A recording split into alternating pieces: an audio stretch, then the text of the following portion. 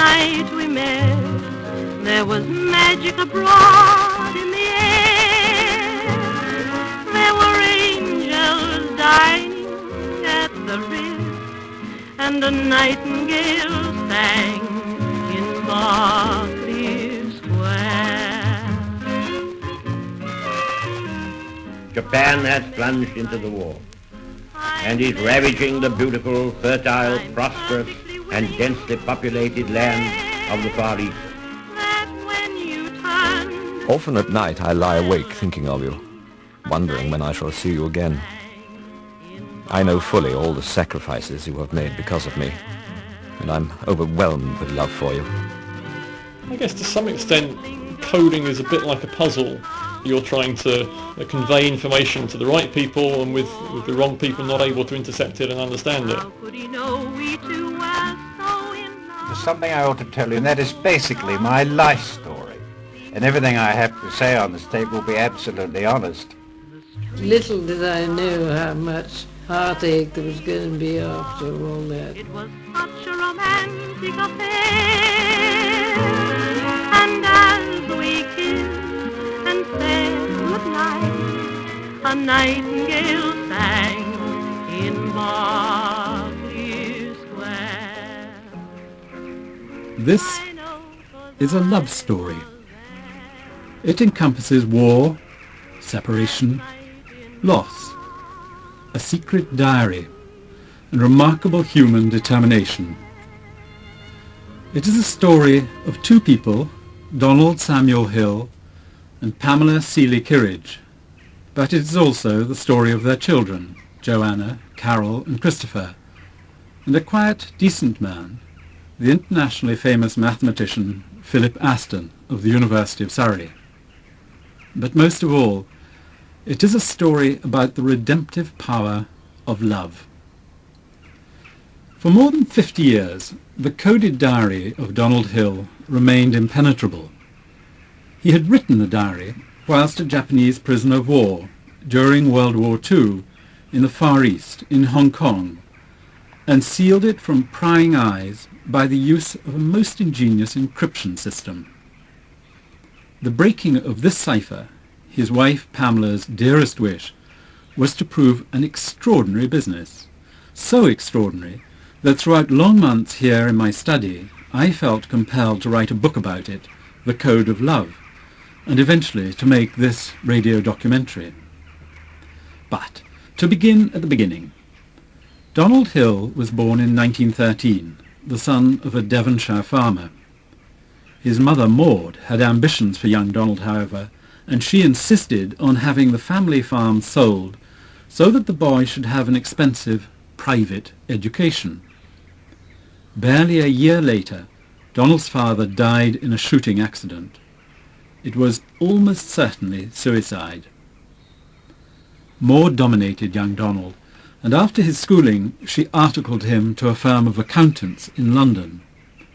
Donald, however, did not take to accountancy, and in 1937, to Maud's displeasure, he joined the Royal Air Force. Pamela Kirridge, by contrast, came from a secure middle-class family in that most secure of middle-class towns, Tunbridge Wells, in Kent.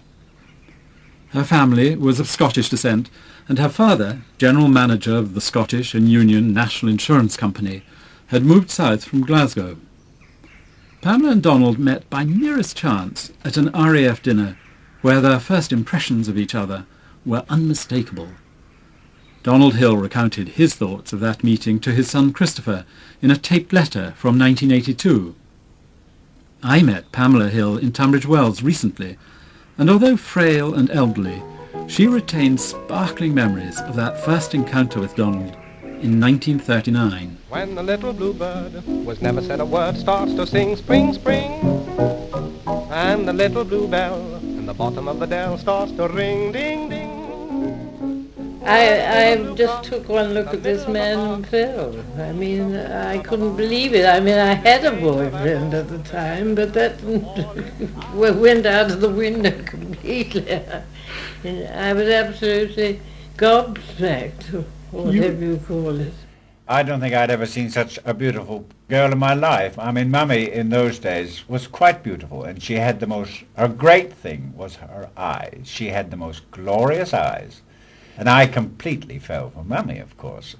And I think Mummy, to be quite honest, would probably admit she completely fell for me. So this was March 1939. Yes. How aware were you of the possibility of war then? No, not at all. Not at all. I was very, ignorant of things like that anyway. And I hadn't followed the papers or anything. I mean, it never entered my head. Poor butterfly, leave the blossoms waiting.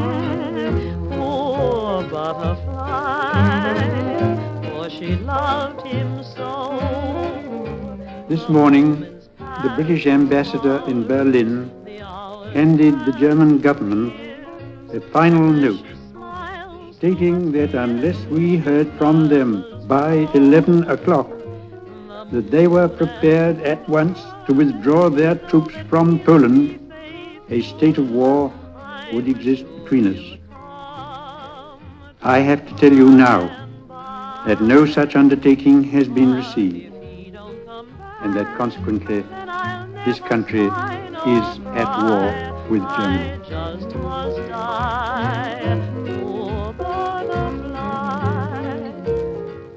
How long did you have together before he had to go off to the war? He went off in August the 15th, I think it was, 1939. He flew to Singapore. So you just had those few months together. I thought my heart would break. And so suddenly he got news at the end of July that he had to fly. He was being posted to Singapore. Is that correct? But then even he wasn't worried. He said, "We'll get married out there." There's no doubting that Pamela and Donald were in love, engaged and committed to one another. But war had intervened. In 1939, the RAF sent Donald first to Singapore and later to Hong Kong.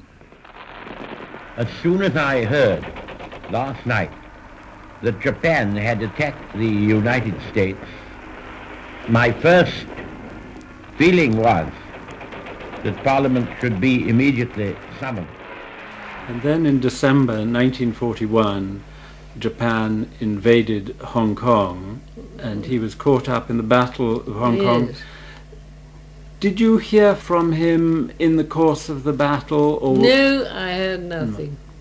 No. Nothing. He wrote, but nothing came through. So it was for about 9 months after he was captured. A good year. You heard nothing? I heard nothing, and I heard it from Ginger Sullivan. Ginger Sullivan was his wing commander, his commanding officer. Commanding officer.